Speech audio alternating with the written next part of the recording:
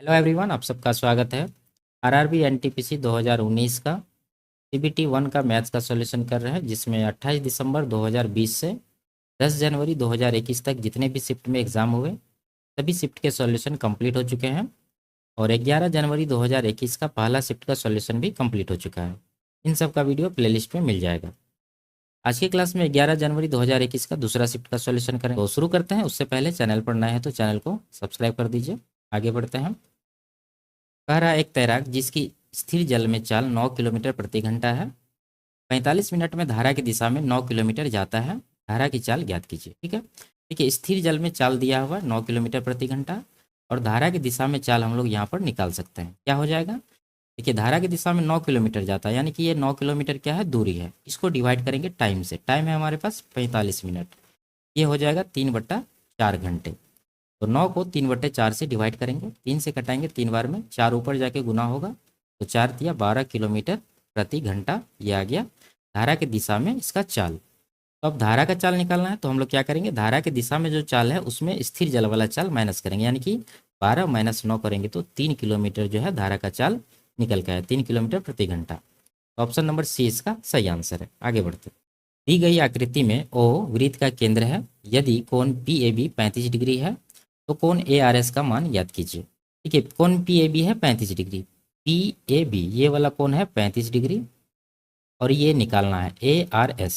ठीक है, देखिए त्रिभुज ए पी बी में हम लोग जब देखेंगे तो ए बी व्यास है, तो ये कोण कितना होगा 90 डिग्री का, क्योंकि अर्धवृत्त में जो त्रिभुज बनता है परिधि पर उसका कोण कितना होता है 90 डिग्री होता है। तो ये 90 हो गया, ये 35 है तो ये कितना बचा, 90 में 35 माइनस करेंगे तो बचेगा 55 डिग्री। ठीक है, अब ये कोण 55 है तो ये कोण कितना होगा, ये भी 55 डिग्री ही होगा, क्योंकि ये जो चाप है ए पी इसके द्वारा इधर ये जितना कोण बनेगा सभी कोण बराबर होगा। ठीक है, तो ये कोण भी और ये कोण उसी के द्वारा बनाया गया तो दोनों कोण बराबर होगा। तो ये 55 है तो ये कितना होगा, ये दोनों रैखिक कोण है। तो हम लोग जानते हैं कि रैखिक कोणों का योग कितना होता है 180 डिग्री। तो 180 में ये जो 55 डिग्री है ये माइनस करेंगे तो बचेगा कितना, ये बच जाएगा 125 डिग्री। यही इस कोण का मान है, यानी कि कोण ए आर एस हो गया 125 डिग्री। ऑप्शन नंबर डी इसका आंसर होगा। आगे बढ़ते हैं। एक हॉल की लंबाई इसकी चौड़ाई से 7 मीटर अधिक है। यदि इसका परिमाप 62 मीटर है तो हॉल की लंबाई ज्ञात कीजिए। ठीक है, देखिए परिमाप क्या होता है, लंबाई प्लस चौड़ाई का 2 गुना होता है आयत का परिमाप। तो यहाँ पर ये 2 गुना होगा लंबाई प्लस चौड़ाई का, तो इसका लंबाई प्लस चौड़ाई कितना होगा, इसका आधा यानी कि 31 होगा। ठीक है, अब 31 है लंबाई प्लस चौड़ाई, उसमें यहाँ पर क्या कह रहा है कंडीशन कि लंबाई जो है चौड़ाई से 7 अधिक है। तो ये जो 7 है हम माइनस कर देते हैं, बचेगा कितना 24। 24 को 2 भाग में बांटिए, 12 और 12 बराबर। ठीक है, तो एक 12 तो चौड़ाई हो गया और ये लंबाई कितना होगा, ये 7 जो पहले माइनस किए थे और ये 12, 12 7 19, तो लंबाई इसका आ गया 19 मीटर। ठीक है, इस तरह से आप निकाल सकते हैं, नहीं तो सिंपल सा है कि चौड़ाई को हम लोग x मानेंगे तो इसका लंबाई हो जाएगा x + 7। उसके बाद फॉर्मूला लगा के परिमाप के बराबर करेंगे फिर निकल जाएगा। ठीक है, आगे बढ़ते हैं। दिए गए व्यंजक का मान निकालना है। ठीक है, तो यहाँ से 2 से कटा दीजिए इसको 5 बार में, 5 हो के 20 हो गया, 20 से 26, 26 में 9 माइनस करेंगे तो 17। आगे बढ़ते हैं। 35 स्कूली छात्रों के एक समूह की आयु का माध्य जो है 16 वर्ष है। एक 52 वर्षीय शिक्षक समूह में शामिल हुए। छात्रों और शिक्षक की आयु का माध्य ज्ञात कीजिए। ठीक है, देखिए 35 छात्र हैं और उसका जो एवरेज है कितना है 16 वर्ष है। तो शिक्षक भी अब शामिल हो रहा है, तो हम लोग क्या करेंगे, देखेंगे यहाँ पर कि शिक्षक की आयु से एवरेज जो है कितना कम है। तो अंतर जब लेंगे तो इसका आएगा कितना 36 वर्ष। ठीक है, तो एवरेज जो होगा नया एवरेज वो क्या होगा 16 तो होगा ही, और साथ में जो 36 वर्ष एक्स्ट्रा आ रहा है ये शिक्षक के कारण, इसको सभी लोगों के बीच बराबर बांट देंगे तो 36 साल है। और अब लोग कितना हो गया, देखिए 35 छात्र पहले से थे, एक शिक्षक इसमें शामिल हुए हैं, टोटल हो गया 35 + 1 36। तो ये 36 जो एक्स्ट्रा है इसको 36 लोग के बीच बांटेंगे तो कटाएंगे तो 1 आएगा, तो कुल एवरेज जो हो गया नया 16 + 1 17। तो 17 वर्ष इस सवाल का सही आंसर है, ऑप्शन नंबर डी। आगे बढ़ते हैं। दो संख्याओं का एलसीएम उनके एचसीएफ का 24 गुना है। ठीक है, देखिए एचसीएफ को अगर हम लोग एचसीएफ को अगर एक्स मानेंगे तो एलसीएम कितना हो जाएगा, इसका 24 गुना यानी कि 24x हो जाएगा। आगे कह रहा है उनके महत्तम समापवर्तक और लघुत्तम समापवर्तक का योग 750 है, यानी इन दोनों का योग जो है कितना है 750। तो इधर हम लोग जब जोड़ेंगे एक्स में तो दोनों का योग कितना हो रहा है 24 + 1 25x, इसी का वैल्यू हो जाएगा कितना 750। घटाएंगे 25 से 30 बार में कटेगा, यानी कि x बराबर हो गया 30। तो यहाँ से HCF कितना हो जाएगा, HCF x मान है x का 30 आया तो HCF हो गया 30, और LCM कितना होगा 24x, यानी कि 24 गुना x का मान 30, ये हो गया LCM हमारा। अब आगे देखिए, यदि उन संख्याओं में से एक संख्या 90 है तो दूसरी संख्या की निकालना है। तो हम लोग जानते हैं कि LCM गुना HCF बराबर क्या होता है, पहली नंबर गुना दूसरी नंबर। तो LCM है 30, ठीक है, गुना HCF है 30 गुना LCM है 24 गुना 30, तो इसको भी लिखेंगे, बराबर करेंगे पहली संख्या यानी कि 90 गुना दूसरी संख्या निकालना है, तो इसको N2 लिखते हैं। अब यहाँ पर कटाना है 30 से, 3 बार में कटेगा, 3 से ये 8 बार में कटेगा, 8 गुना 30 यानी कि N2 कितना आ गया, 8 के 24 240, तो 240 ही इस सवाल का आंसर होगा, ऑप्शन नंबर 1। आगे बढ़ते हैं। 100 और 1000 के बीच आने वाली ऐसी कितनी संख्या है जो 11 से संपूर्ण तौर पर विभाज्य है। तो 11 से विभाज्यता का देखते हैं हम लोग। 100 से बड़ी संख्या कौन सी है, मतलब 100 से जस्ट बड़ी संख्या कौन सी है जो 11 से कट रही है, 11 दही 110, ठीक है, 110 है। उसके बाद क्या आएगा, 121 आएगा, इसी तरह से ये आते रहेगा। और लास्ट नंबर हम लोग निकालते हैं, देखिए 1000 से पहले वो संख्या कौन सी है जो 11 से कट रही है, तो उसके लिए हम लोग 11 से इसको डिवाइड करेंगे। 11 से 9 बार में लगेगा 99, बचेगा 1, 0 आएगा 10, अब भाग नहीं लगेगा। तो वो संख्या निकालने के लिए ये शेषफल को हम लोग माइनस कर देंगे इसमें 1000 में। तो 1000 में 10 माइनस करेंगे तो कितना आएगा, 990, ठीक है। ये एक तरह का सीरीज बन गया है AP का, जिसका कॉमन डिफरेंस कितना है, 11 का सबका। तो इसमें नंबर निकालना कि कितना नंबर है, तो निकालने का सबसे आसान तरीका क्या है, लास्ट पद माइनस फर्स्ट पद। तो लास्ट पद है 990 माइनस पहला पद है क्या, 110, इसको कॉमन डिफरेंस जो है 11 उससे डिवाइड करेंगे और प्लस का 1 करेंगे। तो जब माइनस करेंगे तो 880 आएगा बटा 11 प्लस 1। 11 से 80 बार में 80 प्लस 1 81, इस सवाल का सही आंसर है ऑप्शन नंबर 2, ठीक है। टोटल 81 नंबर है जो 11 से पूर्णतः कट रहा है। आगे बढ़ते हैं। राम सागर और भगत राम 10:13 के अनुपात में निवेश करके एक साझेदारी करते हैं। 8050 रुपया के लाभ में से भगत राम का हिस्सा ज्ञात कीजिए, ठीक है, भगत राम का पूछ रहा है। तो रेशियो में हम लोग देखेंगे तो इसका है 13, तो 13 का मल्टीपल चेक कर सकते हैं, एक ही ऑप्शन आएगा, ठीक है, बाकी ऑप्शन 13 का मल्टीपल नहीं है।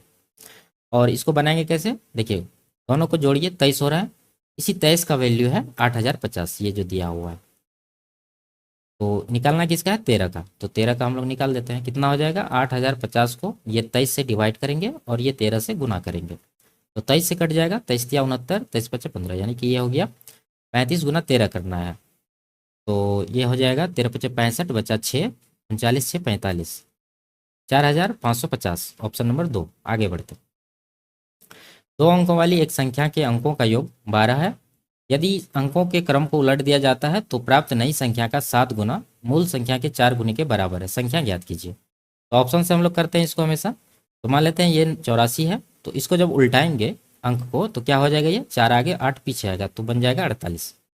अब ये जो कंडीशन कर रहा है कि उलटने के बाद प्राप्त नई संख्या का 7 गुना, यानी ये जो 48 आया नया संख्या, इसका 7 गुना करेंगे तो मूल संख्या के 4 गुने के बराबर है। तो मूल संख्या तो यही माने, इसको 4 गुना करते हैं, तो क्या ये दोनों बराबर है, तो गुना करिए, कितना आएगा, 8 चौके 32, 320 और 16, तो ये हो जाएगा 336। इधर कितना होगा, 8 से 56, 5 28 5 33, इधर भी 336 हो रहा है।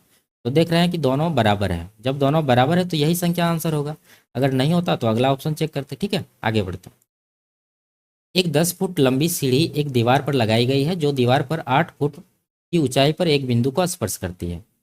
तो मान लीजिए कि ये दीवार है और ये जमीन है, यहाँ से एक सीढ़ी इस तरह से लगाया गया है, ठीक है, और सीढ़ी का जो लंबाई है कितना है, 10 फीट है, और ये 8 फुट की ऊंचाई पर बिंदु को स्पर्श कर रहा है। यहाँ पर ये ऊंचाई कितना है, 8 फीट का। तो देखिए ये तो समकोण होता है, ये 10 है ये 8 है, तो ये कितना होगा, 6 होगा, ट्रिपलेट से, ठीक है, 3 4 5, इसमें 2 से गुना किया गया है, वही डेटा यहाँ पर रखा गया है। आगे देखिए, सीढ़ी को दीवार की तरफ कितनी दूर तक खिसकाया जाना चाहिए ताकि उसका शीर्ष दीवार पर 9.6 फुट की ऊंचाई पर पहुंच जाए। तो दीवार की तरफ खिसकाना, मान लीजिए पहले ये बिंदु था, अब इसको यहाँ पर हम लोग ले आए हैं। जब सीढ़ी को यहाँ पर रखेंगे, सीढ़ी का बेस, तो इसका जो टॉप है वो ऊपर चला जाएगा, खिसक जाएगा ऊपर, ठीक है, मान लीजिए यहाँ आ गया। तो ये बिंदु से नीचे तक का जो ऊंचाई है वो कितना है, 9.6 फुट यहाँ दिया हुआ है, ठीक है। और सीढ़ी तो एक ही है, दोनों सीढ़ी एक ही है, तो ये 10 है तो ये भी सीढ़ी का लंबाई कितना होगा, ठीक है। और सीढ़ी तो एक ही है, दोनों सीढ़ी एक ही है, तो ये 10 है, तो ये भी सीढ़ी का लंबाई कितना होगा, 10 ही होगा। तो ये भी समकोण त्रिभुज है, तो यहाँ भी 10 है, 9.6 है, इधर निकालना है ये वैल्यू। तो यहाँ से यहाँ तक का हम लोग निकालते हैं। देखिए 10 है, 9.6 है, तीसरा क्या होगा, ट्रिपलेट से। देखिए इसको पूर्णांक बनाने के लिए 5 से गुना करेंगे पूरा डेटा में। बाकी आप फॉर्मूला लगा के ट्रिपलेट पाइथागोरस का वो निकाल सकते हैं। तो 5 से जब गुना करेंगे तो 50 आएगा। ये कितना आएगा, 9×5 = 45 और 3 = 48 आएगा। तीसरा क्या होगा, देखिए 25 24 7 ट्रिपलेट होता है, तो यहाँ 25 है, 25 का 2 गुना, 24 का 2 गुना, तो यहाँ 7 का 2 गुना होगा 14। ठीक है, ये 14 आया, लेकिन पहले हम 5 से गुना किए हैं, तो वापस सही नंबर निकालने के लिए इस 14 को 5 से डिवाइड करेंगे। तो जब डिवाइड करेंगे 5 दूना 10, 5 8 40, यानी 2.8 फीट आएगा। यानी ये जो दूरी है 2.8 आया है। और टोटल जो है वो कितना है, यहाँ पर 6 है पहले वाला। तो ये जो खिसका है जितना दूरी, ये निकालने के लिए क्या करेंगे, 6 में 2.8 माइनस करेंगे। जब ये माइनस करेंगे तो कितना आएगा, 3.2 फीट। ठीक है, तो ऑप्शन नंबर 3 इसका सही आंसर है। आगे बढ़ते, एक परीक्षा में मोहित ने पूर्णांक में से 30% अंक प्राप्त किए, लेकिन 25 अंकों से अनुत्तीर्ण हो गया। एक अन्य छात्र जिसने 38% अंक प्राप्त किए, उसे उत्तीर्ण होने के लिए आवश्यक अंकों से 15 अंक अधिक मिले। उत्तीर्ण होने के लिए आवश्यक प्रतिशत ज्ञात कीजिए। ठीक है, देखिए ये 30% लाया है, 25 अंक से फेल हुआ है। ये 38 लाया है, ये पास मार्क्स से 15 अधिक लाया है। तो हम लोग देख रहे हैं यहाँ परसेंटेज में कितना का गैप है, 30 और 38, 8% का गैप है। जबकि नंबर में जब देखेंगे ये फेल हो रहा है, ये पास हो रहा है। तो 25 + 15, ठीक है, मान लीजिए ये पास होने का सीमा है। और जब ये 30% लाता है तो ये 25 अंक से फेल होता है। और ये जब 38% लाता है, ये 15 अंक अधिक हो जाता है पास से। तो टोटल जो गैप आया नंबर का 25 15 40 आया है। ठीक है, तो देखिए 1% का कितना होगा, यहाँ डिवाइड करेंगे 8 से 40 को, तो ये आएगा 5। अब परसेंटेज पूछ रहा है कि कितना पास होने के लिए परसेंटेज चाहिए। तो हम लोग देखते हैं यहाँ पर 30% लाया है पहला लड़का, और ये 25 अंक से फेल हुआ है। देखिए 5 अंक होता है 1%, तो 25 अंक कितना होगा, 5 का 5 गुना है, तो 1 का भी 5 गुना है कि 5%। तो 5% इसको और चाहिए, कुल मिला के इसको चाहिए 35%। ठीक है, तो ऑप्शन नंबर 2 इसका सही आंसर है।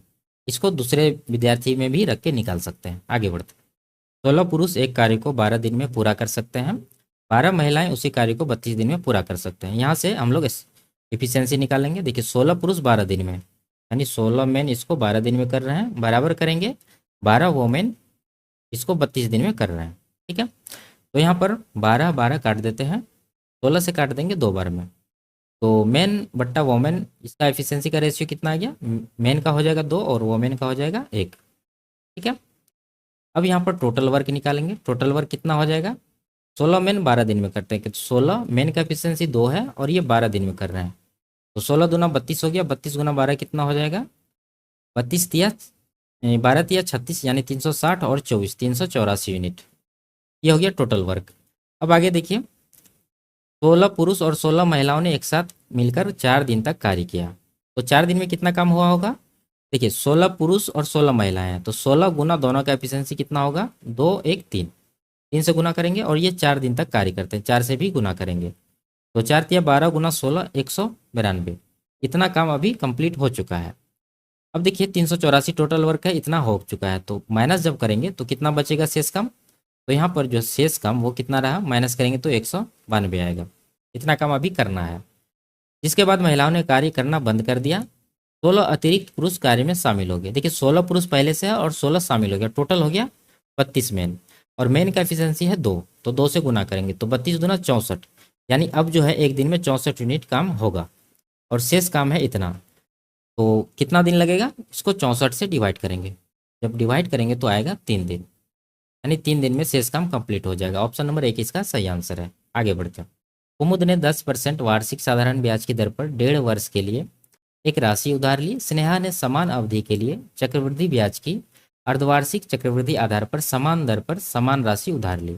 यदि स्नेहा ने ब्याज के रूप में कुमुद से 61 रुपया अधिक भुगतान किया हो, तो उनमें से प्रत्येक ने कितनी राशि उधार ली थी। ठीक है, मूलधन निकालना है। देखिए कुमुद का पहले हम लोग निकाल लेंगे। कुमुद का रेट है 10% और टाइम है 1.5 वर्ष, जबकि इसको साधारण ब्याज देना पड़ेगा। तो कितना ब्याज हो जाएगा टोटल, 10 का 1.5 गुना, यानी कि 15%, ठीक है, 1.5 साल में। उसके बाद निकालते हैं स्नेहा का। देखिए स्नेहा चक्रवृद्धि आधार पर ली है और वो भी अर्धवार्षिक, तो 1.5 वर्ष में टोटल 3 छमाही होगा, यानी 6 6 महीना का 3 अवधि होगा। और प्रत्येक छमाही में इसको ब्याज कितना देना पड़ेगा? 5%। एक साल में अगर 10% है तो एक छमाही में आधा हो जाएगा, यानी कि 5%। तो 5% का 3 बार है, तो इसका इफेक्टिव परसेंटेज रेट कितना होता है? अगर आपको याद है तो ये हो जाएगा 15.7625%। ठीक है, हम पहले ही इसको बता चुके हैं कैसे निकालते हैं। तो इसका जो रेट आ गया 15.7625। तो जब डिफरेंस लेंगे दोनों का तो कितना आएगा? 0.7625%। इसी का वैल्यू ये जो 61 रुपया अधिक भुगतान किया है इसके बराबर है। तो निकालना क्या है? मूलधन, यानी कि 100%। तो 100% कितना हो जाएगा? ये हो जाएगा 61 बट्टा ये 0.7625 गुना 100। तो यहाँ से पॉइंट हटा देते हैं, यहाँ पर एक पर 4 जीरो लगा देते हैं। उसके बाद कटाएंगे इसको, 61 से एक बार में कटेगा।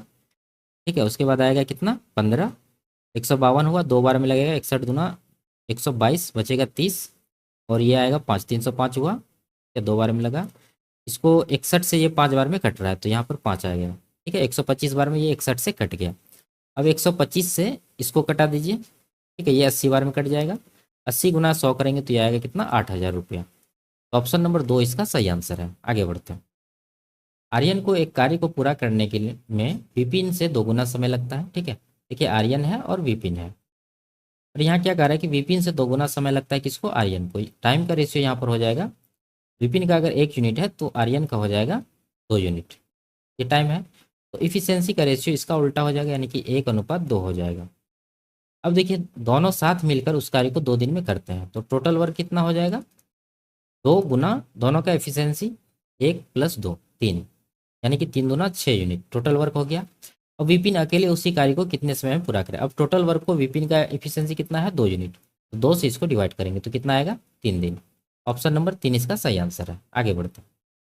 इसको पी बट्टा क्यू के रूप में लिखना है। ठीक है, तो देखिए पॉइंट सब भूल जाइए, और ये क्या आ गया? 37। और नीचे क्या देंगे? देखिए 2 अंक पर यहाँ पर रेकरिंग हो रहा है तो 2 बार 9 देंगे नीचे, और दशमलव के बाद का देखना है। ठीक है, 2 अंक का रेकरिंग हो रहा है, 2 बार 9 दिए। और ये जीरो, इसका रेकरिंग नहीं हो रहा है, इस पर साइन नहीं है, तो इसके लिए एक जीरो नीचे देंगे। तो ये 37/990, ऑप्शन नंबर सी इसका आंसर है। आगे बढ़ते हैं। यदि 5 क्रमागत संख्याओं का योग 90 है तो मध्य संख्या ज्ञात कीजिए। देखिए 5 क्रमागत संख्या का रहा है, इसका योग जब 90 है तो इसका एवरेज हम लोग निकाल सकते हैं। तो उसके लिए क्या करना होगा? 5 से 90 को डिवाइड करेंगे। तो जब 5 से 90 को डिवाइड करेंगे तो कितना आएगा? 90/5, ये आ जाएगा 18। तो ये जो एवरेज आया है 18, ये हमेशा कहाँ रहता है? बीच में रहता है, यानी कि 5 नंबर है, 1 2 3 4 5। तो ये जो 18 इसका स्थान हमेशा बीच में होगा। और उससे पहले एक नंबर 17, उससे पहले एक नंबर 16, और इसके बाद 19 होगा, उसके बाद 20 होगा। यानी बीच वाला नंबर 18 हो गया। मध्य संख्या पूछ रहा है, यही इसका आंसर होगा। जब सबसे छोटी संख्या पूछता तो क्या होता? 16, और सबसे बड़ी 20। ऑप्शन नंबर सी इसका आंसर है। आगे बढ़ते। अनीता और विनीता 1950 की राशि को आपस में 6:7 के अनुपात में विभाजित करती है।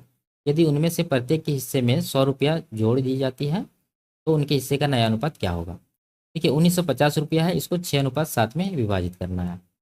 तो 6 7 कितना होता है? 13। 13 यूनिट का वैल्यू है यहाँ पर 1950। तो 1 यूनिट का कितना होगा? यहाँ से डिवाइड करेंगे तो 13 का 13, 13 पचे 65, यानी 150 आया है। तो उसमें अनीता है, विनीता है, तो अनीता का कितना आएगा? अनीता का 6 यूनिट है, तो एक का 150 है तो 6 का कितना होगा? 15 6 के 90, यानी कि ये इसका हो जाएगा 900। और विनीता का कितना होगा? इसको 150 में 7 से गुना करेंगे तो 15 7 105, इस पर एक जीरो, 1050 हुआ। अब दोनों में एक 100 जोड़ना है तो हम लोग यहाँ पर जोड़ देते हैं दोनों में 100। तो ये हो जाएगा 1150, और ये हो जाएगा 1000। तो कटाते हैं इसको, जीरो जीरो कट ही जाएगा। 5 से कटाएंगे 20, 5 से कटाएंगे 23, यानी इसका जो आया है रेशियो क्या आया है? 20:23। ऑप्शन नंबर 2 इसका सही आंसर है। आगे बढ़ते हैं।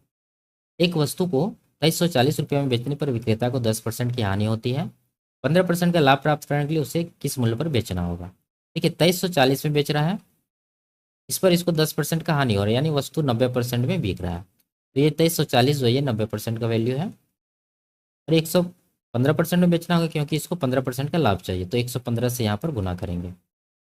तो कटाते हैं इसको, 5 से कटाएंगे 23, 5 से कटाएंगे 18, 18 1 18, 18 3 54, 130 आया।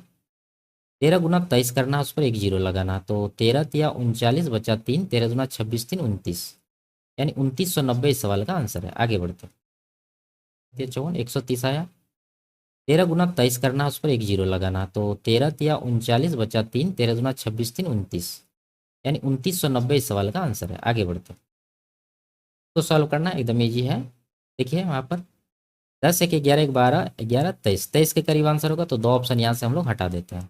अब इकाई अंक देखते हैं, यहाँ दशमलव के बाद 3 अंक तक है और यहाँ सब में 2 अंक है, यहाँ पर 1 अंक है, तो इसका जो इकाई अंक आएगा क्या आएगा, 1 आएगा। तो इसमें है इकाई अंक 1, यही इसका आंसर होगा। बाकी इसमें तो इकाई अंक नहीं है, ठीक है। और है भी तो ये क्या है, 4 है। आगे बढ़ता हूँ। मोहन ने 18,000 की राशि उधार ली और 10% वार्षिक दर पर 2700 के साधारण ब्याज का भुगतान किया। वह अवधि ज्ञात कीजिए जिसके दौरान उसने उधार ली राशि अपने पास रखी। ठीक है, तो सिंपल सा है, टाइम निकालना। टाइम बराबर क्या होता है, ब्याज गुना 100।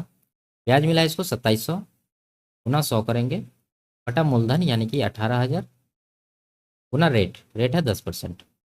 तो इसको जीरो जीरो काट देते हैं, यहाँ से एक जीरो काट देंगे और यहाँ से भी इसको काट देंगे। तो 9 दूना 18, 9 तिया 27, तो आ गया कितना, 3/2।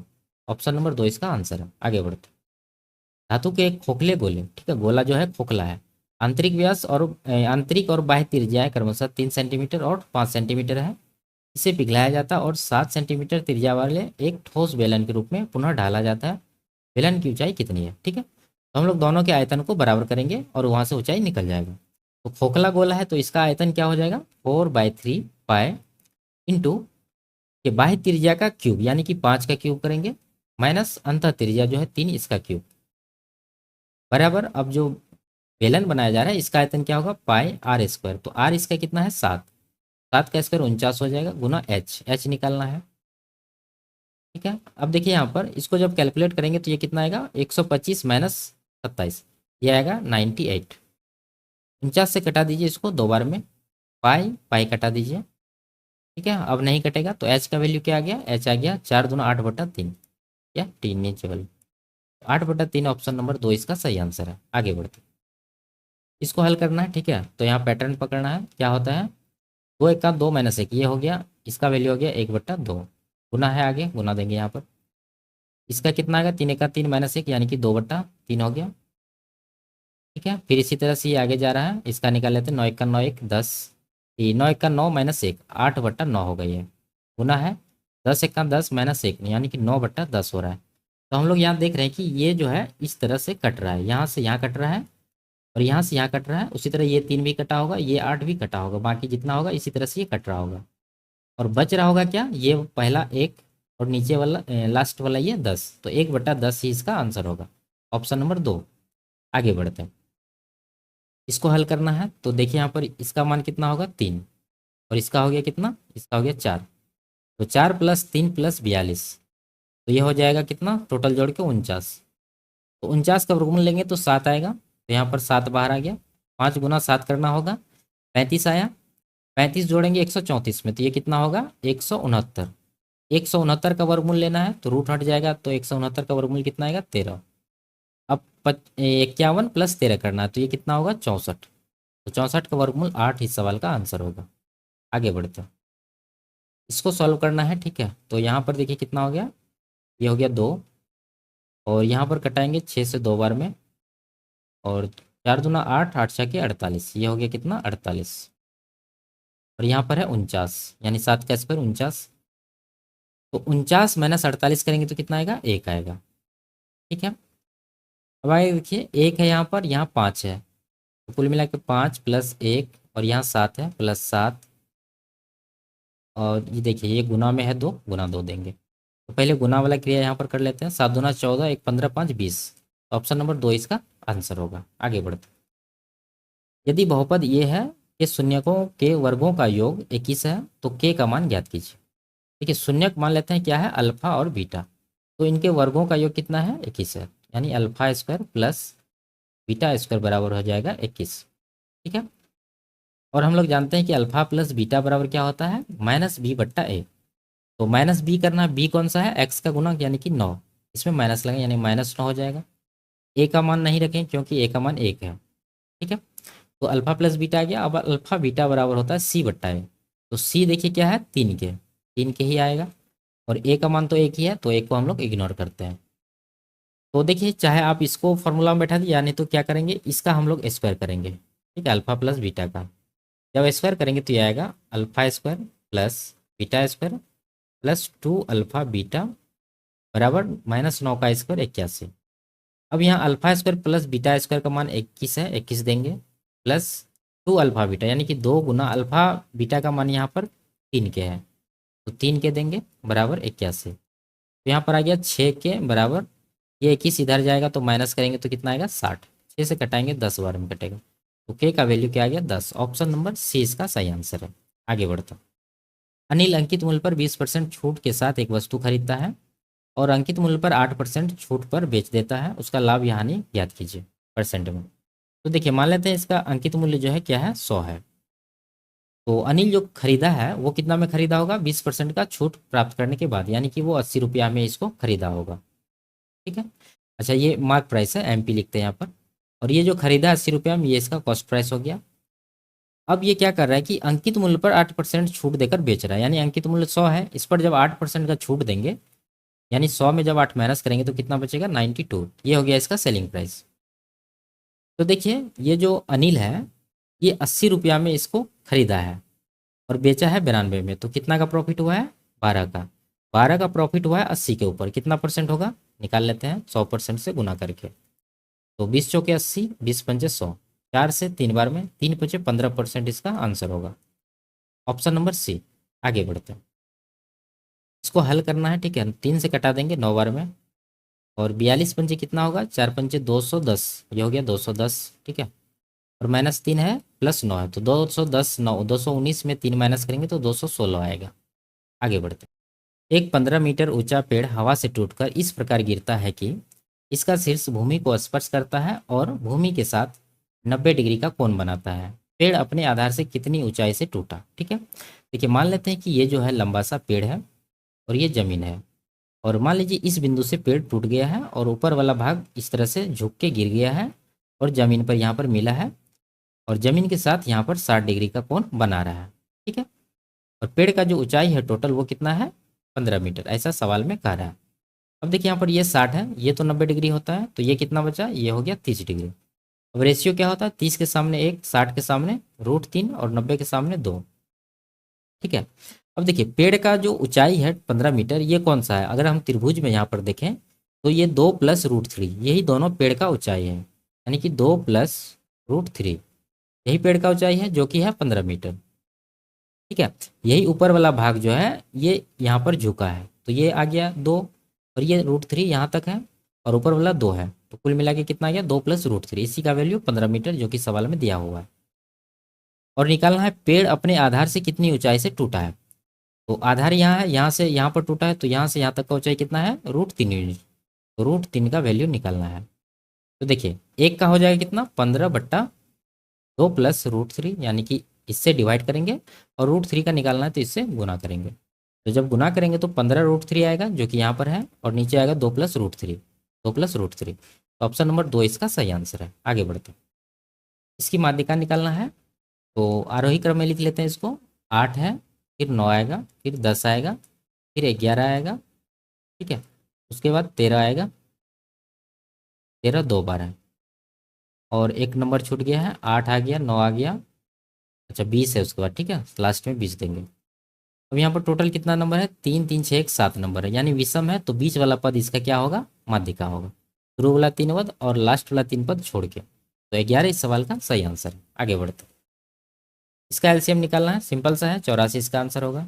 आगे बढ़ते हैं, यदि साइन थीटा -√3 कॉस थीटा बराबर 0 है और थीटा न्यून कोण है, यानी कि 0 से 90 डिग्री के बीच है थीटा का मान, ठीक है, तो sine square theta minus cos square theta का मान ज्ञात कीजिए। तो सिंपल सा देखिए इसको हम लोग सॉल्व करते हैं, साइन थीटा बराबर क्या हो जाएगा, ये √3 कॉस थीटा को इस तरफ भेजेंगे तो प्लस में आ जाएगा √3 कॉस थीटा।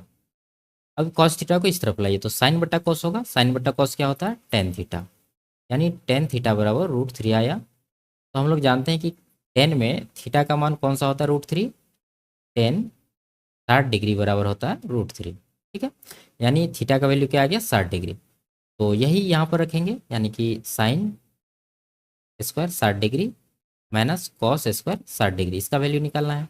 तो साइन 60 होता है √3/2, इसका स्क्वायर करेंगे, माइनस कॉस 60 होता है 1/2, इसका स्क्वायर करेंगे। तो इसका स्क्वायर जब करेंगे तो 3 मान कौन सा होता है √3, 10 60 डिग्री बराबर होता है √3। ठीक है, यानी थीटा का वैल्यू क्या आ गया 60 डिग्री। तो यही यहाँ पर रखेंगे, यानी कि sine square 60 degree minus cos square 60 degree, इसका वैल्यू निकालना है। तो साइन 60 होता है √3/2, इसका स्क्वायर करेंगे, माइनस कॉस 60 होता है 1/2, इसका स्क्वायर करेंगे। तो इसका स्क्वायर जब करेंगे तो 3/4 आएगा, माइनस इसका स्क्वायर करेंगे तो 1/4 आएगा, जब माइनस करेंगे तो 1/2 इसका आंसर आएगा, ऑप्शन नंबर 2। ठीक है, आगे बढ़ते हैं। इस तालिका में क्या कह रहा है कि किस क्षेत्र ने 2015 से 2019 तक सीएफसी उत्सर्जन में अधिकतम प्रतिशत वृद्धि दर्ज की है। ठीक है, तो 15 से 19 तक देखना है, 15 से 19।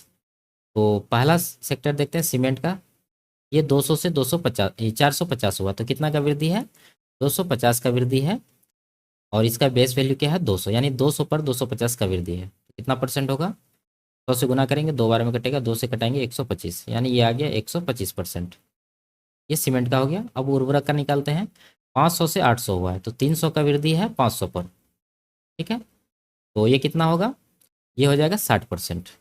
ठीक है, और फॉर्म का देखते हैं, 80 से 200 हुआ है, यहाँ पर 120 का वृद्धि है। ठीक है, ये फॉर्म का निकल रहे हैं, यहाँ पर 120 का वृद्धि है 80 पर, तो ये कितना परसेंट है 20 चौके 80, 40 दूना 80, 40 3 100, 3/2 होता है 150%।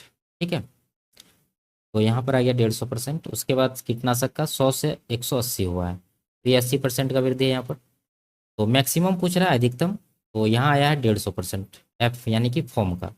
तो फॉर्म इस सवाल का आंसर है। आगे बढ़ते, कीटनाशक क्षेत्र में 2015 से 19 तक सीएफसी उत्सर्जन में कितने प्रतिशत वृद्धि हुई है।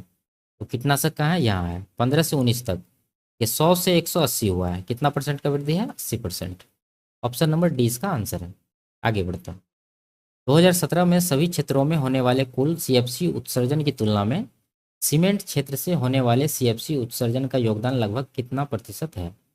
2017 में सभी क्षेत्र को देखना है, 2017 कहाँ है, यहाँ है। तो टोटल जोड़ के कितना हो रहा है, जोड़ेंगे सबको, 3 6 9 1 10 1 1100, और यहाँ पर हो गया 20 50 70 20 90, यानी कि 1190। ठीक है, और इसमें किसका पूछ रहा है, सीमेंट क्षेत्र, तो सीमेंट का कितना है 320, तो 320 1190 का कितना परसेंट है ये निकालना होगा। तो यहाँ से 0 काट देते हैं। ठीक है, और जब ये 10 से इसको कटाएंगे, लगभग में कटाते हैं, 11 10 से कटाएंगे तो 12 बार में ये जाएगा, 12 से ये 12 एक कम, 12 दूना 24 8 80 हुआ, 12 छः के 72, उसके बाद पॉइंट आएगा, यानी कि 26 से थोड़ा सा ज़्यादा, 27% के करीब इसका आंसर होगा, ऑप्शन नंबर 2। ठीक है, आगे बढ़ते हैं। यदि 3 से 39 तक सभी विषम संख्याओं को हटा दिया जाता है तो कितनी संख्याएं शेष रह जाती है, यानी विषम संख्याओं को हटाना है। ठीक है, तो सम संख्या को लेना है, 3 के बाद कौन सा संख्या आएगा 4, 4 के बाद 5 को शामिल नहीं करना क्योंकि वो विषम है, तो 6 को शामिल करना, 6 के बाद 7 को नहीं करना, 8 को करना है, इसी तरह से ये चलते रहेगा। 39 को नहीं करना है, 39 से पहले 38 को करना है क्योंकि 38 जो है विषम संख्या नहीं है। अब यहाँ पर पूछ रहा है कि यहाँ देखिए ये एक सीरीज बन गया है एपी का, जिसमें कॉमन डिफरेंस कितना है 2 है, तो नंबर निकालना है। तो एन बराबर क्या हो जाएगा, लास्ट टर्म यानी कि 38 minus first term 4/2, common difference जो है 2 से डिवाइड करेंगे प्लस का 1, तो 38 माइनस 4 34 हुआ, 2 से डिवाइड करेंगे तो 17 आएगा, 17 प्लस 1 यानी कि 18 इस सवाल का सही आंसर है, ऑप्शन नंबर 3। आगे बढ़ते हैं। तो ये लास्ट सवाल था। वीडियो आपको कैसी लगी कमेंट में ज़रूर बताइए।